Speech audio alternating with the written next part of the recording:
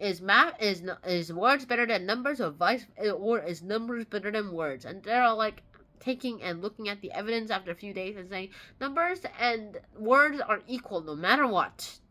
And they're like, yay! And everyone cheered. But then the two kings were like, hey, let's kick rivalries in that. What's the point of having girls if they're not gonna choose one side? And they kicked both girls out to banishment at the kingdom of the skies. Kingdom of the clouds. Yikes. And then Milo's job is to rescue them so that they can bring order back to the world. They came back and they went back to living in the kingdom of wisdom. And finally, the kingdom of word and the Dictionopolis and the kingdom of maths, the kingdom of numbers were all complete. They were now brothers again, united again under one common enemy, and they were able to do everything they've ever wanted.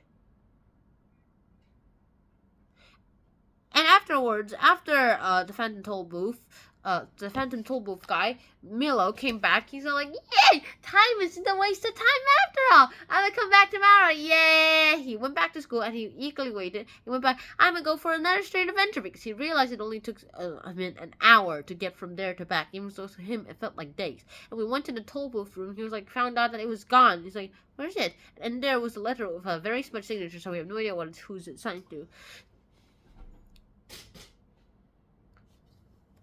But on it basically said, alright, hello Milo, now we have to take the Phantom Tollbooth. Please understand, because there are also lots and lots of other boys and girls out there who also think that, like you used to, that time is a waste of time. And so we're gonna need the Phantom Tollbooth to teach those kids a lesson too. Maybe other kids who don't think time is a waste of time but have other faults, also another lesson too.